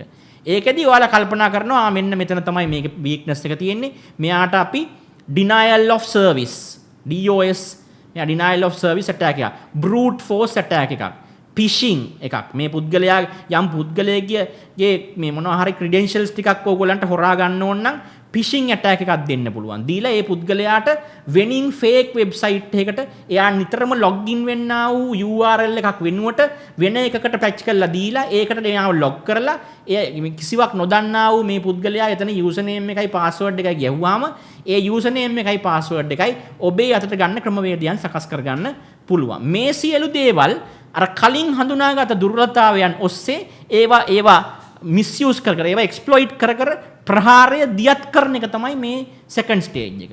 third stage එක තමයි establish foothold. අපි සාමාන්‍යයෙන් ආක්‍රමණයක් කරද්දී හමුදාමය වශයෙන් විදේශ රටකට හරි පාලමකින් එහා පැත්තකට හරි වෙරළකට හරි කොහෙට හරි ගොඩ බහිනකොට මුලින්ම කරන්නේ foothold එක ගහගන්න එක. එතන තමන්ගේ ඉන්න තමන් මේ පැත්තට බැස්සට පස්සේ තමන්ව ආරක්ෂා වෙලා ආයි ආපස්සට තල්ලු වෙන්නේ නැති වෙන්න එතන තමන්ගේ presence එක හදාගන්න එක. අන්න ඒ වගේ මේ ඊළඟට කරන්නේ මේ attack මේ මොකක් හරි backdoor malware එකක් හරි දාලා නැත්නම් කියන්නේ backdoor එක කියන්නේ මේ කියන්නේ backdoor එකේ shell එකක් තමන් install කරගෙන replication එකක් කරගෙන නැත්නම් malware එකක් දාලා මෙයා ඒ backdoor access එක අරගෙන මේ පද්ධතියට ඇතුල් වෙනවා. ඇතුල් වෙලා ඒකේ තමන්ගේ presence එක හදා ගන්නවා. තමන් ගිහිල්ලා එතන ලගිනවා. ඒක තමයි මේ ගොඩක් වෙලාවට මේ foothold එක හදා ගන්නවා කියන්නේ. ඒ foothold එක හදාගත්තට පස්සේ එයාට එනවා ඒ සිස්ටම් එක ඇතුළෙන්ම ඒ කරපු මැනිපියුලේෂන් එක නිසාම එහි ප්‍රතිඵලයක් හැටියට එයාට එනවා privileges. අන්නේ privileges ටික escalate කරන එක. يعني තමන්ට admin rights හම්බුණා කියලා හිතමුකෝ. තමන්ට admin powers නැත්නම් තමන්ට admin execution එකක් කරන්න අවශ්‍ය කරන ability එක ලැබුණා කියලා හිතමුකෝ. capacity එක ලැබුණා කියලා හිතමුකෝ. නැත්නම් තමන්ට admin හැටියට website එක මොනවා හරි පළ කරන්න. මොනවා හරි website එකේ back end එකේ වෙනස්කම් සිද්ධ කරන්න. නැත්නම් ඒක deface කරන්න. එහෙම නැත්නම් අපි database එකක් හැටියට ගත්තොත් එහෙම database එකේ data administrator හැටියට ඔයාට access හම්බ වෙනවා. ඒ වගේ මොනවා හරි ඔයා attack එකක් දීලා මේක පෑල් දොරෙන් රිංගුවට පස්සේ මේක ඇතුළට ඔයාට හම්බ වෙනවා privileges. ඒ privileges ටික ඔයා expand කරනවා. එතෙන් සිට ඒවා පාවිච්චි කරමින් ප්‍රහාරය තව තීව්‍ර කරනවා ඇතුළට. මේ ටික delete කරනවා, අර ටික විනාශ කරනවා, අතනින් මේ ස්වරූපය වෙනස් කරනවා, ඒවා ආයි හදන්න බැරි වෙන මට්ටමට ලක් කරනවා, සම්පූර්ණයෙන් delete කරනවා, අර confidential details extract කරගන්නවා, ඒවා විකුණනවා. මේ ගොඩාක් දේවල් කරන්නේ ඊළඟට escalation stage එකේදී. පස්වෙනි stage එක තමයි attacker කෙනෙක් කරන achieving the objective. මේ සියල්ල කර අවසානයේදී මේ වැඩේ කරන්න කලින් තමන්ගේ තිබිච්ච අරමුණ සාක්ෂාත් කරගන්න එක. ඒතර මේ තමයි defense chain එක.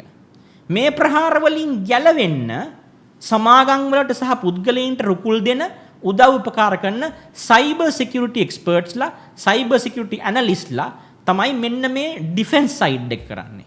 එයා බලනවා මුලින්ම ප්‍රහාරයක් එල්ල වෙනවා වගේ detection තමයි පළවෙනි එක. දෙවෙනි එක තමයි isolation. යම්කිසි කම්පියුටර් එකක් නම් යම්කිසි සිස්ටම් එකක් ඉන්ෆෙක්ට් වෙලා වගේ තේරෙනවා නම් ආසාදනයට ලක් වෙලා තියෙනවා කියලා හිතෙනවා නම් තර්ජනයට ලක් වෙලා තියෙනවා කියලා හිතෙනවා නම් ප්‍රහාරයකින් ඒක අනිත් පද්ධතියෙන් ගලවලා නෙට්වර්ක් එකෙන් ගලවලා සම්පූර්ණයෙන්ම අයින් කරලා ඒ ඉන්ෆෙක්ටඩ් එක පැත්තකින් තියලා ඒකට වෙනම ට්‍රීට් කරන්න පුළුවන්ද කියලා බලලා අයිසොලේෂන් එකේදී බැරි නම් ඒක ෂ්‍රෙඩ් කරලා විනාශ කරලා දාන එක තමයි මේ අයිසොලේෂන් ස්ටේජ් එකේදී කරන්නේ. ඊළඟට deceiving. ඒ කියන්නේ ඩිෆෙන්ස් පැත්තත් ඩිසීව් කරනවා.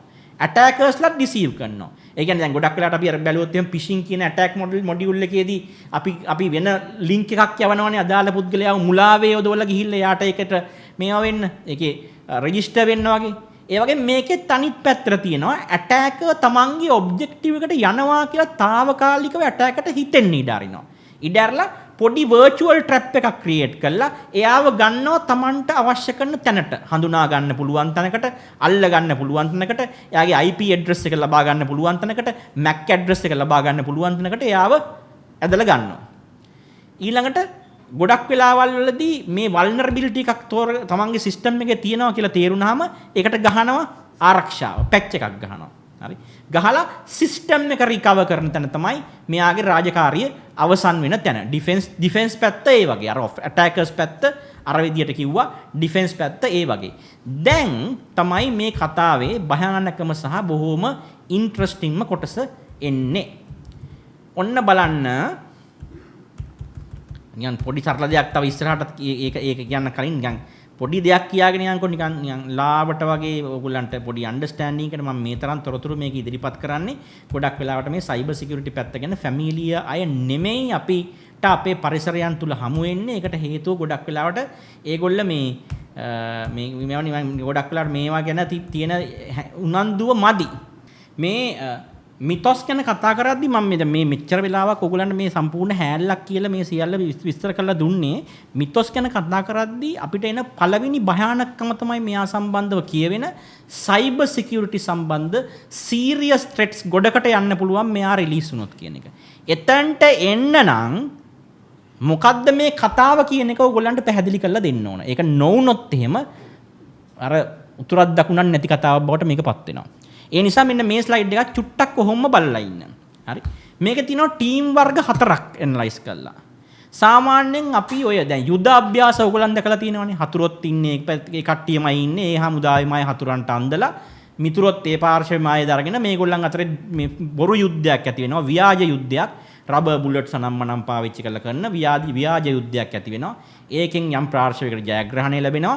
ඒක එක්ස්පීරියන්ස් එකක් හැටියට ප්ලොට් කරලා තියාගෙන ඒක මතකයක් හැටියට අරගෙන ඒකෙන් තමයි ගොඩක් විට අත්දැකීම් හදාගන්නේ අනාගත යුද්ධයකට මුහුණ දෙන්න. ඒවා තමයි වෝ රූම් කියන්නේ වෝ ට්‍රේනින් කියලා නිකන් යුද්ධ අභ්‍යාස කියලා වෝ එක්සර්සයිසස් කියලා කරන්නේ. හරි. ඒ වගේ මේ සයිබර් සිකියුරිටි වර්ල්ඩ් එකේ සමාගම් විසින් කට්ටියව හයර් කරලා ඒ කරවන ඇටැක් එක්සර්සයිසස් තියෙනවා. ඇටැක් ඉන්ස්ටන්ස් එකක් ඒගොල්ලන් නිර්මාණය කරනවා.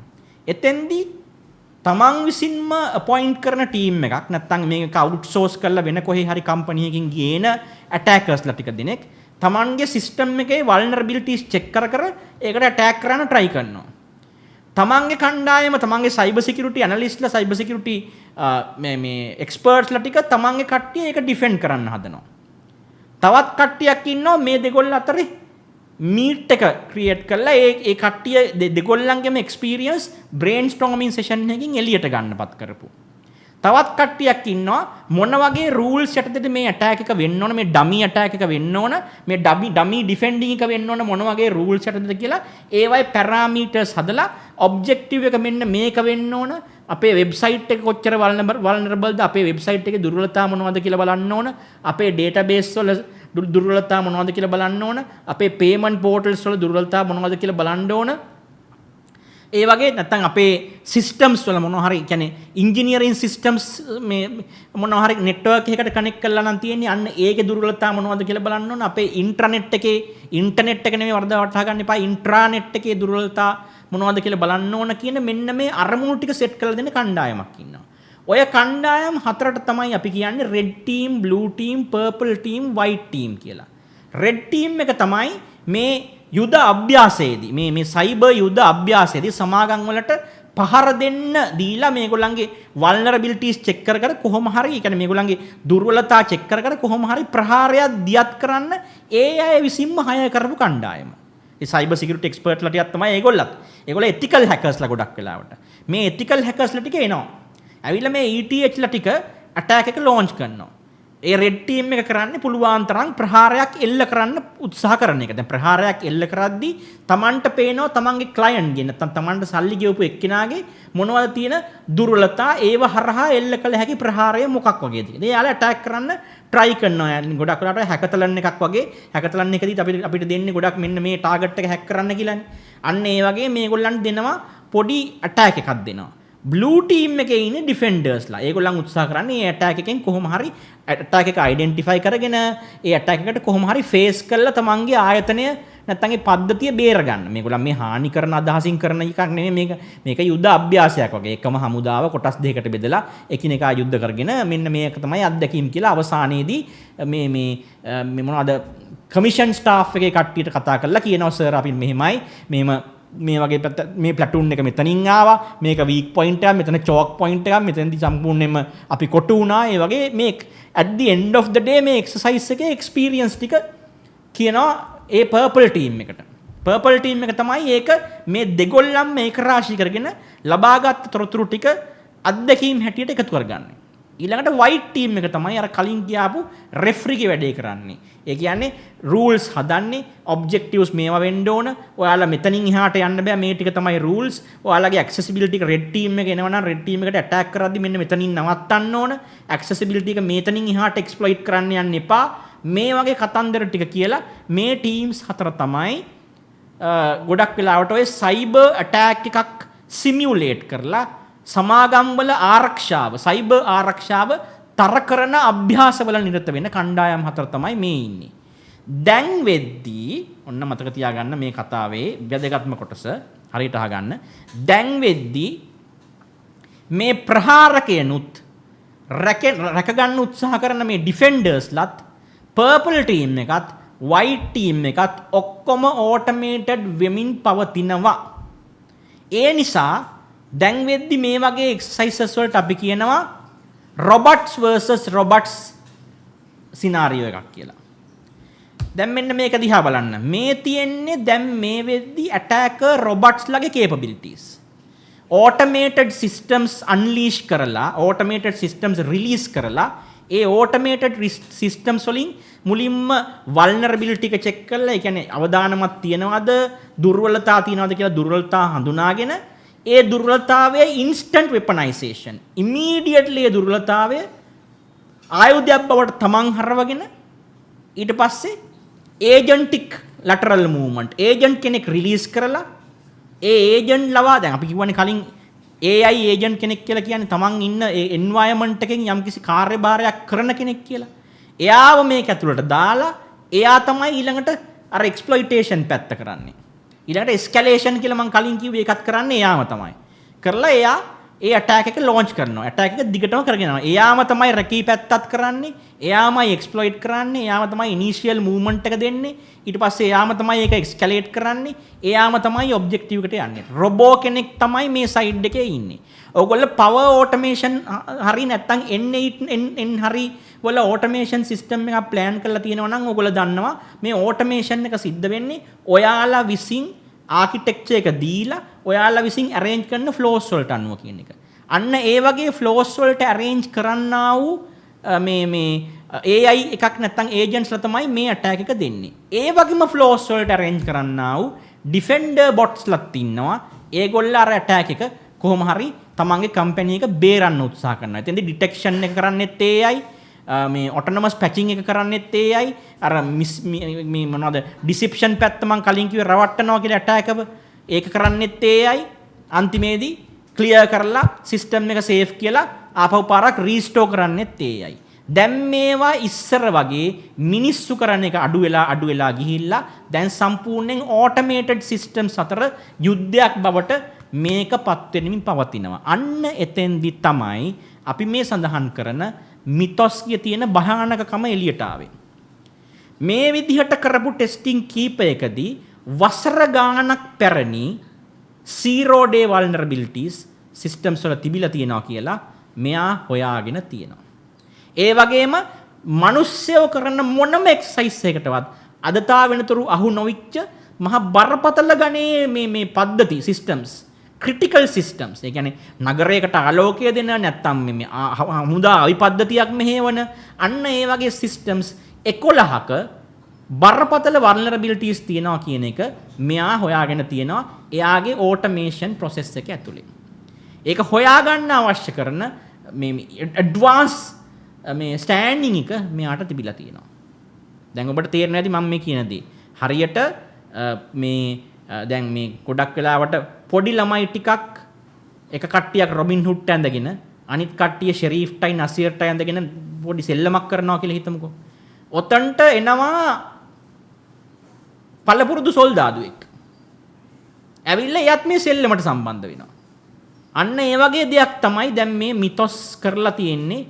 මෙතෙක්කල් මේ කෙටි කාල සීමාවක් තිස්සේ කියන්නේ දැන් මේ automated fully automated systems මේ red hat launch එක නැත්තම් මේ red team එක මේ blue team එක purple team එක white team එක හැටියට මේ fully automated systems වල automation flow එක ඉදිරිපත් වෙන අවස්ථා කරන්න පටන් ගන්න බොහොම ටික කාලයයි දැන් වෙන්නේ. මේ කෙටි කාලය තුල මේකට සම්බන්ධ වන්නා වූ මේ මොනවාද අපි ගත්තොත් එහෙම models AI models වල අතරේ මෙයා යෝධයෙක්. මෙයා හිතා ගන්න බැරි තත්ත්වයක් ඇති කරලා තියෙනවා. attacks සම්පූර්ණ vulnerabilities හොයාගෙන ගන්න දෙයක් නැති විදිහට දැන් මෙයා විසින් ඩිටෙක්ට් කරලා තියෙන දේවල් අනිත් අයට සෑහෙන කාලයක් තිස්සේ ඩිටෙක්ට් කරන්න බැරි වෙච්ච දේවල් විශේෂයෙන්ම humans-ලට. ඔන්න දැන් මම මේ ඊළඟට පෙන්වන්න යන දේ බලන්න. ඔන්න ඕක බලන්න. humans versus AI cyber timeline. මනුස්සයෙකුට මං අර කලින් කියාපු vulnerabilities check කරලා අර ඒ මුලින්ම reconnaissance කරලා first step එක හැටියට මේ slide එක දිහා බලන්න ඕගොල්ලෝ reconnaissance කරලා first step එක හැටියට vulnerability search කරලා ඒකේ exploit එක හදාගෙන ඇතුළට ගිහිල්ලා lateral movements ටික කරලා අවසාන objective එක achieve කරන්න මාස ගාණක් ගියා කාලයක්. ඒ තමයි AI වල පැමිණීමට පෙර මිනිස්සු මේ සියල්ල කරපු කාලේ මැනුවලි කරපු කාලේ attack එකත් එනවා red team එක defender ඉන්නවා blue team එක purple team එකෙත් මිනිස්සු ඉන්නේ white team එකෙත් මිනිස්සු ඉන්නේ මිනිස්සුන්ට මාස ගාණක් ගියා exercise එක complete කරන්න. හරි. ඊට පස්සේ mundane automation systems ඒ කියන්නේ ඔය දැනට අපි දකින්නා වූ Claude වල තියෙන Opus එතකොට අර ChatGPT එක Gemini එකේ මේ අලුත් මොඩල්ස් වලට මේ මාස ගාණක් මිනිස්සු කරපු වැඩේ දින ගාණකට සීමා කරන්න හැකියාව ලැබුණා. අර මාස ගාණක් අරුන් රැකී කරලා මිනිස්සු vulnerabilities check කරලා ඒකට ගිහිල්ලා access හදාගෙන exploit කරලා escalate කරලා objective එකට යන එක මාස ගාණක් ගියප එක මෙයාලට පුළුවන් වුණා ඒක දින ගාණකට අඩු කරන්න. මේ automated systems ටිකට. දැන් තමයි එන්නේ මේ මිතොස්ට හැකියාව තියනවලු මෙන්න මේ automated systems එහෙම නැත්නම් මේ සාමාන්‍ය automated systems කරන මේ process එක තප්පර ගානකට අඩු කරන්න. දැන් පේනවා කොච්චර බරපතල තත්ත්වයක්ද මේක ඔබට කියලා. හරි.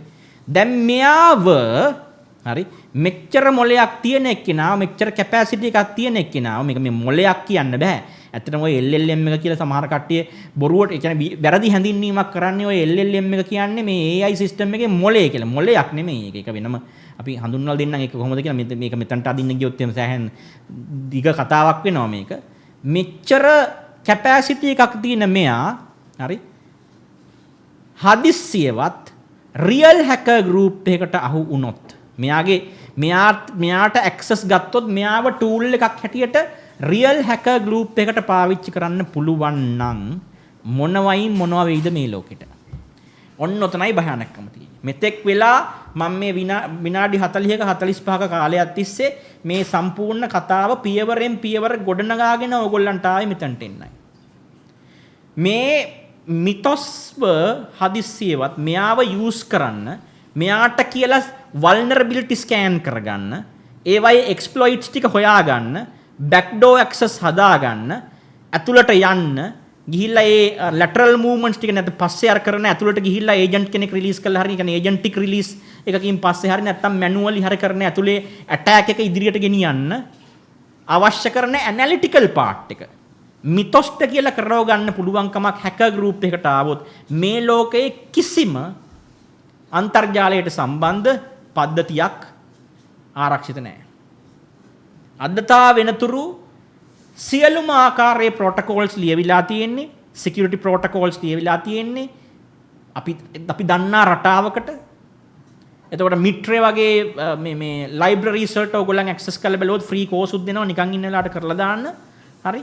එමෙ access කරලා බැලුවොත් ඔයාලට පේනවා ඒවයේ ඒ libraries වල knowledge එක ඒගොල්ලන් මේ කියන්නේ කලින් experience එක ඒගොල්ලන් repositories හදලා දාලා තියෙන්නේ රටාවකට. ඒ කිසිම ඒ සියල්ල කදෝපැණියන් කරන ඒ සියල්ල හොල්මන් කරන ප්‍රහාර එල්ල කරන්න මෙයාට හැකියාව තියෙනවා තප්පර ගාණක් ඇතුළත.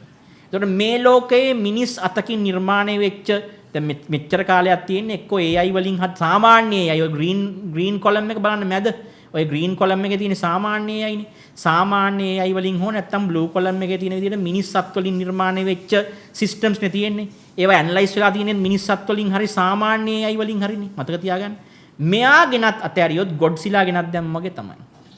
මෙයාට පුළුවන්කම තියෙනවා මේ සියලු දේවල් වල මොකද මේවා මිනිස්සු හදන දේවල් AI හැදුවත් AI වලත් අඩුපාඩු තියෙනවා. AI හැලුසිනේට් කරනවා. AI wrong වෙන්න පුළුවන්. AI වල අඩුපාඩු තියෙනවා. මේ සියලු දේවල් වල අනිවාර්යෙන් අඩුපාඩුවක් තියෙනවා. මිනිස්සුත් වලින් සාදන්නා වූ ඕනම දෙයක අඩුපාඩුවක් තියෙනවා. මිනිසා විසින් ට්‍රේන් කරපු AI එකටත් අඩුපාඩු තියෙනවා. මෙයාව හදලා තියෙන්නේ එක්ස්ට්‍රෝඩිනරි කන්ඩිෂන් එකක් යටතේ. මෙයාට පුළුවන් ඒ සෑම එකම අඩුපාඩු මේ හොයාගන්න. මෙහෙම හිතන්නකෝ. ඕගොල්ලන්ගේ ගෙවල් වල දැන් සමහර වෙලාවට මේ මද්ද්‍රව්‍ය පාවිච්චි කරන කට්ටිය වත්තට පැනලා යම් දේවල් හොරකම් කරන් යනවනේ. හරි. එතකොට ඕගොල්ලන් තාප්පේ උසට බඳිනවා. ඊට පස්සේ CCTV කැමරා හයි කරනවා. බැරිම නම් තාප්පේ උඩ කටුකම්බි දානවා. නැත්තම් බෝතල් කටු හයි කරනවා. මේවයින් සාමාන්‍ය හොරෙක් නවත්ත ගන්න ඕගොල්ලන්ට හැකියාව තියෙනවා. අපි ඒත් හිතමුකෝ රොබෝකොප් වගේ එක්සෝස්කෙලිටන් එකක් තියෙන සුපර් පවර්ස් මොනවා හරි තියෙන හොරෙක් ආවා කියලා ඔය පළාතට. ඒ හොරාට මදිනේ ඔය තාප්ප උස්සන එක. ඒ හොරාව නවත්තන්න මදිනේ ඔය CCTV කැමරා හයි කරන එක. එයාව නවත්තන්න කටුකම්බි දැම්මට බෑනේ. එයා මෙහෙම උඩට පැනලා ඕගොල්ලන්ගේ තාප්පෙන් ඉඩම ඇතුළට පණි. පැනලා හීරෝ ලෑන්ඩින් එකක් කරලා හතර වටේට වෙඩි තියාගෙන යයි. අන්න එහෙම කෙනෙක්ගේ සම්ප්‍රාප්තිය තමයි මේ සයිබර් සිකියුරිටි ලෝකයට දැන් සිද්ධ වෙලා තියෙන්නේ. ඉතින් මෙයාට බයයි හැමෝම. ඕනම පද්ධතියක එරර් එකක් තියෙනවා. ඕනම පද්ධතියක weak point එකක් තියෙනවා, vulnerability එකක් තියෙනවා, loophole එකක් තියෙනවා. ඒක හොයාගන්න මෙයා සමත්. එහෙමනම් මොනම බැංකුවක්වත් ආරක්ෂිත වෙන්නේ නැහැ. මෙයාව ගියොත් හදිස්සියවත් මෙයාගේ තියෙන knowledge එක, මෙයාගේ තියෙන capacity එක, මෙයාගේ තියෙන ඒ කියන්නේ ගත්තොත් AI එකක් හැටියට මෙයාගේ තියෙන delivery එක hacker group එකක් අතට යම් මොහොතක ගියොත් එහෙම ඒගොල්ල මෙයාව පාවිච්චි කරලා ඊටාම කෙටි වෙලාවක ඇතුළත ස්කෑන් කරගෙන vulnerability ස්කෑන් කරගෙන ලෝකයේ ඕනෑම සිස්ටම් එකකට ඕනෑම වෙබ් අඩවියකට ඕනෑම database එකකට ගහලා අවශ්‍ය කරන විනාශය කර දමනවා. ඒ නිසා දැන් මෙයාව හංගන්න සිද්ධ වෙලා තියෙන්නේ. මේකේ capacity එක දැක්කට පස්සේ ටෙස්ට්ස් වලදී බය වෙච්ච Anthropic සමාගමේ ලොක්කො ටික ඔක්කොම කිව්වා අපි මේක රිලීස් කරන්නේ නැහැ. මේක නම් කීයටවත් අපි දෙන්නේ නැහැ පබ්ලික් දෙන්නේ නැහැ. දෙන්නයි ගියේ නමුත් දෙන්නේ නැහැ. හොඳ වෙලාවට ලෝකේ වාසනාවක් විලා මේක දෙන්න ගියේ නැහැ. මේක දුන්නේ නැහැ. අපි මෙයාව අයිසොලේට් කරලා පොඩි මෙයා මෙන්න මෙහෙම දෙයක් කරනවා කියලා. අපි බලමු මොකක්ද මෙයාගෙන් දැන් ඇත්තටම අන්තිමට කරේ කියන එක. මෙන්න මේක තමයි අන්තිමට කළේ. ප්‍රොජෙක්ට් ග්ලාස්වින්. හරි. ග්ලාස්වින් කියලා කියන්නේ මේ නිකන් සමනලයේගේ තටුවකින් වහනවා වගේ වීදුරු සමනල තටුවකින් වහලා වගේ මෙයා ඉන්නව පිටිපස්සේ.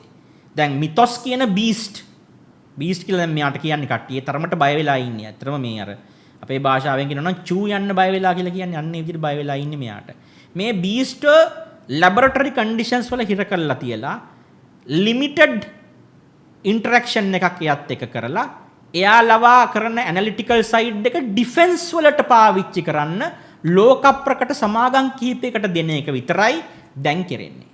ඒ කියන්නේ මිතොස්ව අපට පේන්නේ අපට කවදාවත් ඇක්සස් කරන්න ලැබෙයිද දන්නේ නැහැ. ඒත් අපට මේ ග්ලාස් වෝල් එකට පිටිපස්සෙන් වීදුරු තාප්පෙට පිටිපස්සෙන් එයා ඉන්න ෂැඩෝ එකක් පේනවා බොහෝම ඈතට.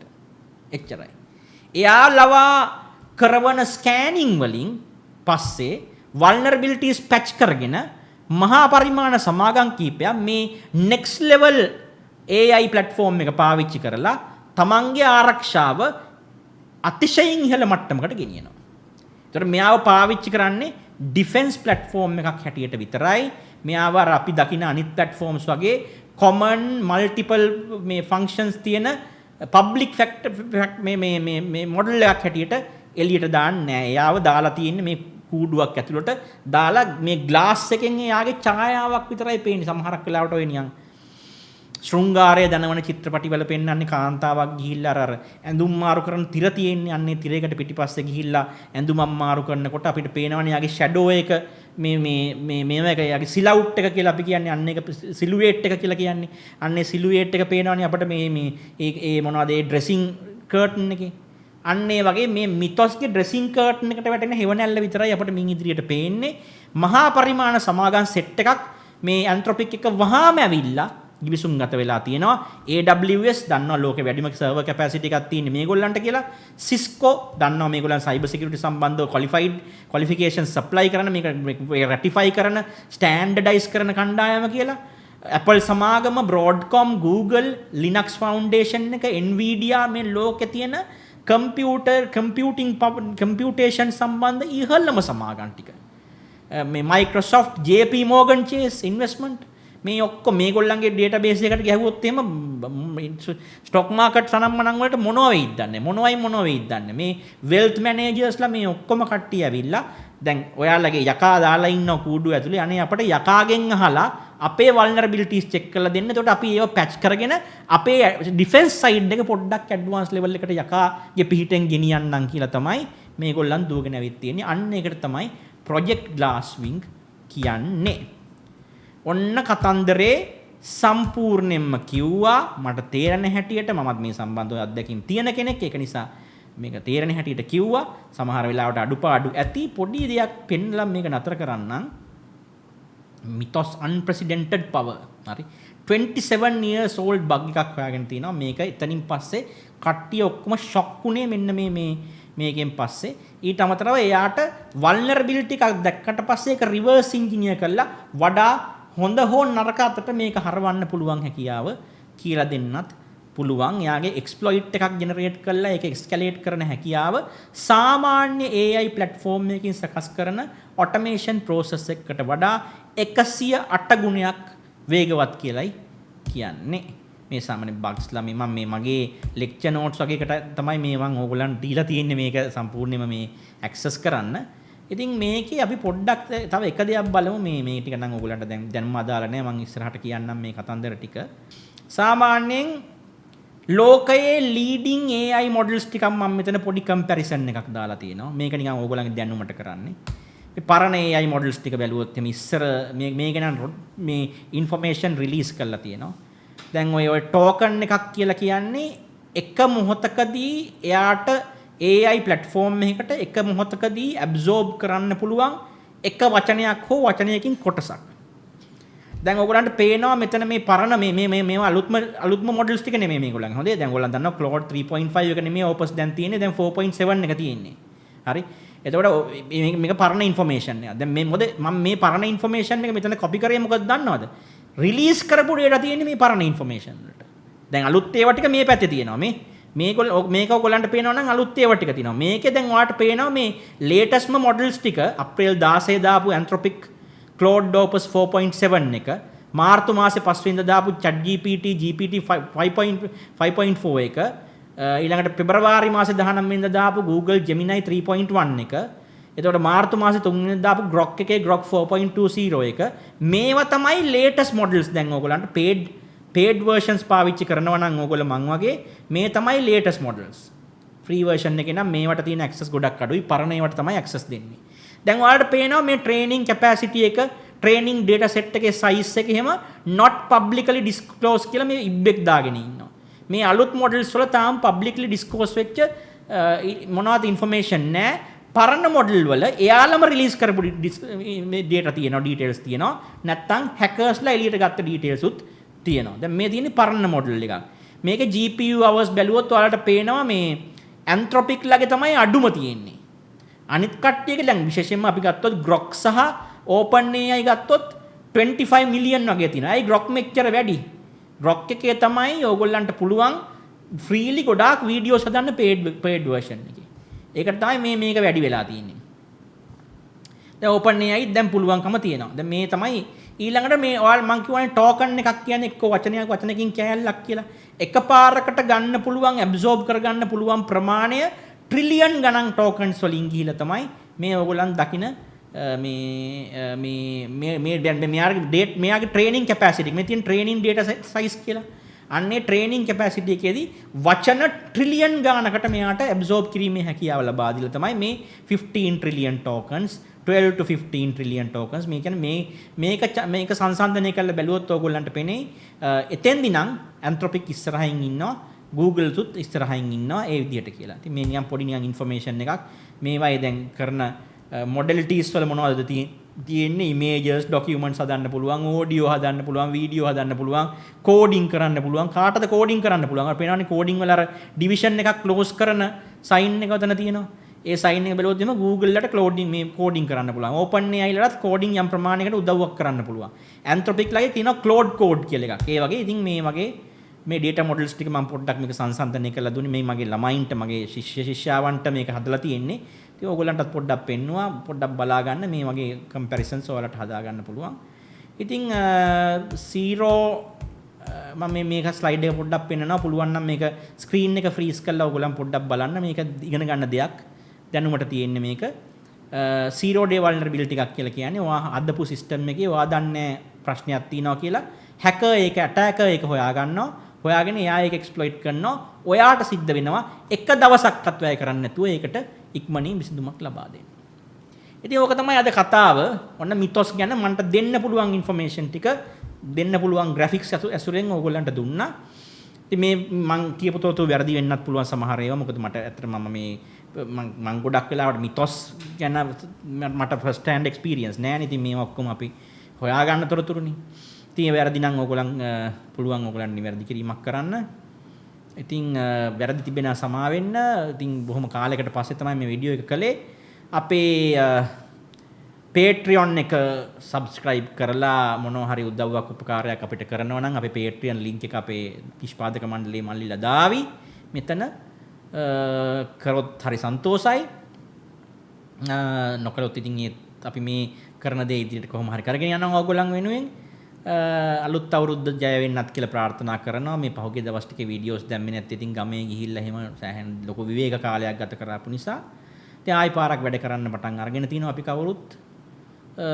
මේ ලෝකය මේ වගේ ලොකු අවදානම් කලාප වලට ගමන් කරමින් තියෙනවා. ඉතින් අපි බලමු ඉදිරියේදී මිනිසා තමන්ගේ බුද්ධියෙන් නිර්මාණය කරන ලද තම බුද්ධි පරාසයට ඔබට යන්නා වූ මේ අපූර්ව ප්‍රපංචය නැත්නම් මේ අපූර්ව ෆිනොමිනන් එක කොයි අතට කරකවායිද කියලා. එහෙනම් ගිහින් එන්නම් ජය වේවා. අපිව subscribe කරන්න bell icon එක තියෙනවා. bell icon එකත් click කරගත්තොත් අලුත් වීඩියෝ එකක් එනකොට ටක් ගාලා ඔයාලට alert එකක් එයි. ඒකත් automation process එකක්. ජය වේවා.